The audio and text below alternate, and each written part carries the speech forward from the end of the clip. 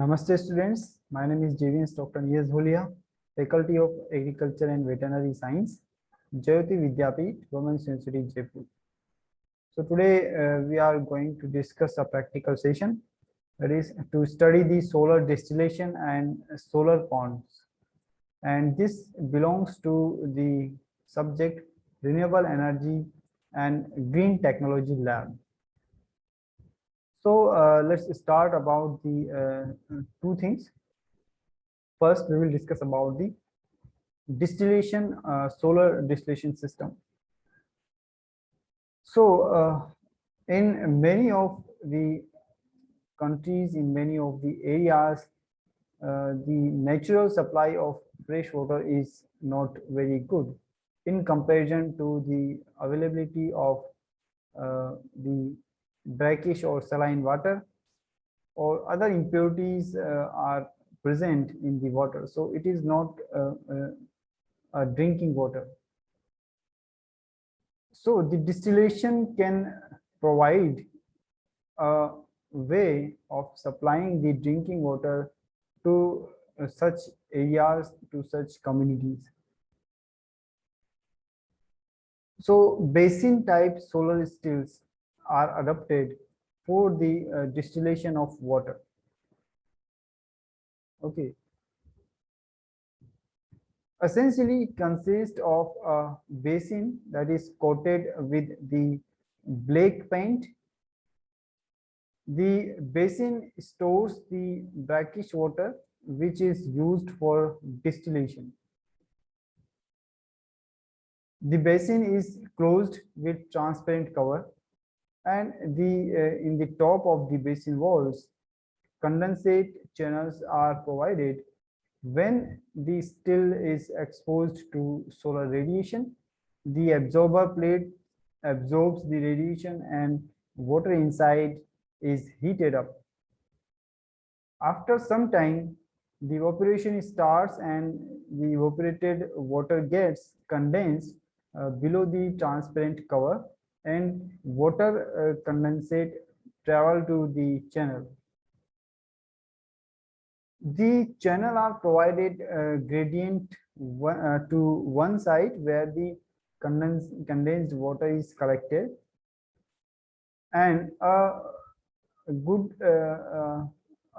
still capacity is 3 liter per meter square on in a good weather, that is the good sunny day, means for the good working of the solar distillation system, a good sunlight should be there.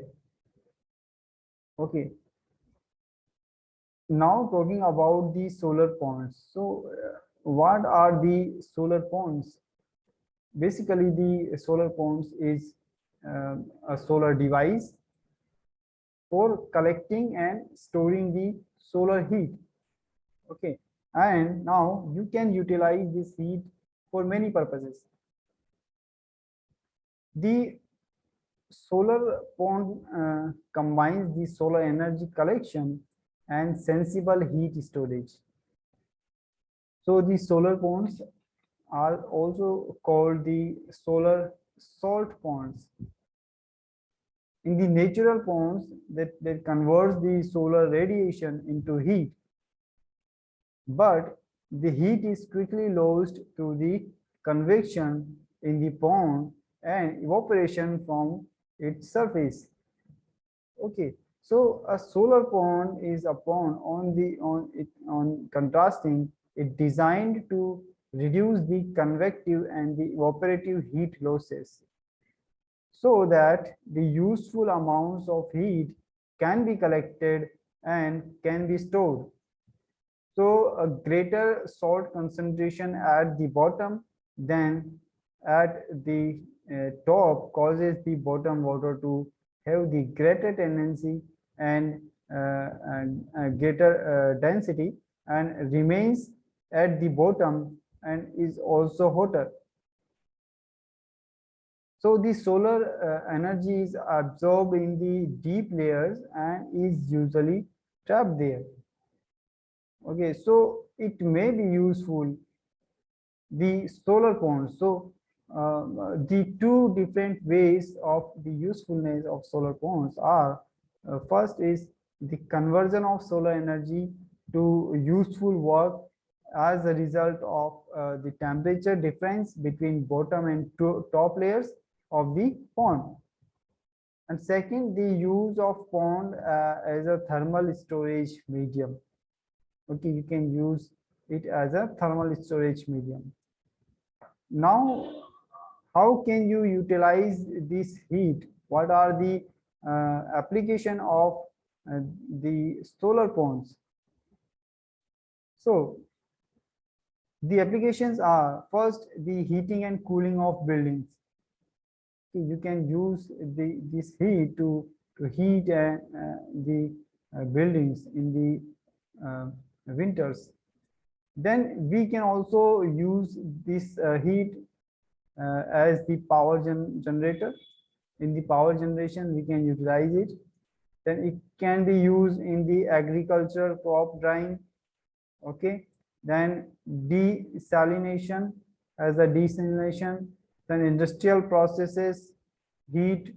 If we require the heat in the industries, we can use this. Then the production of renewable liquid fuels. Okay. So these are the applications of the solar ponds. So there are a few limitations associated with the solar ponds. One is it needs large land area. Second, it requires the sunny climate. And third, availability of the brackish water. Okay, so three limitations are there. Of course, if you are going to prepare a pond, you need a land, large land area is required, and the source of energy is sun. If the weather is not sunny, it is hard to produce the heat.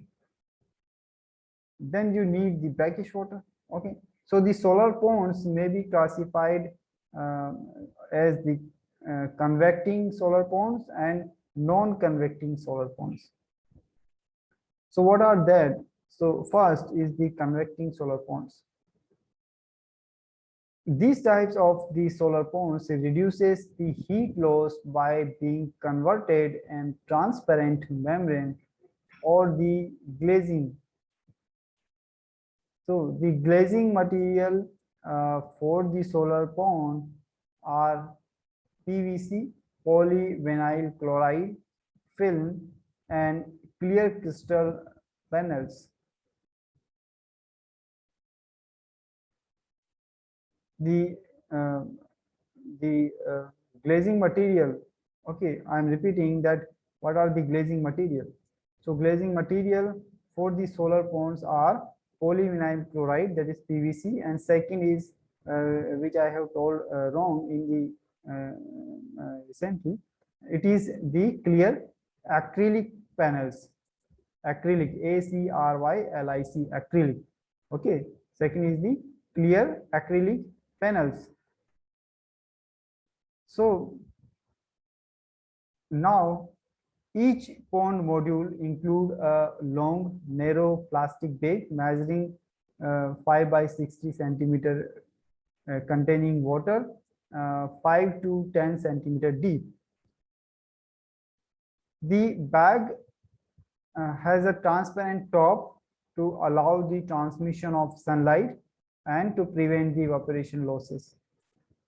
So the bottom of the bag is black to absorb the sunlight, and a layer of insulation beneath the plastic bag minimizes the heat losses to the ground, and one or more layers may be arced over the bag of water to suppress the convective and radiative losses. So in this type of the solar pond, the hot water is removed late in the afternoon and stored in the insulated reservoirs. Second is the non-convective solar ponds. The non-convective solar ponds prevents the heat losses by inhibiting the convective forces caused by thermal buoyancy. In convecting solar ponds, the solar radiation is transmitted through the water to the bottom where it is absorbed. In turn, the water adjacent to the bottom is heated, and natural buoyancy forces causes the heated water to rise, and the heat is ultimately released to the atmosphere. So in a non-convective solar ponds, the warm water is prevented from rising to the surface, and non-convecting ponds may be stabilized by viscosity, a gel, or a salt. So the salt gradient pond is the most common types of the non-convecting solar ponds. Okay, so in these the salt gradient ponds are there. Okay, so this is one of the example. So as we have completed this the solar ponds, in that we have studied that what is the solar pond, the definition, and then what are the usefulness of the solar ponds, what are the different applications of the solar ponds, and also we have studied about the limitations of the solar ponds. Then we have studied about two types of the solar ponds: convective solar ponds and non-convective solar ponds.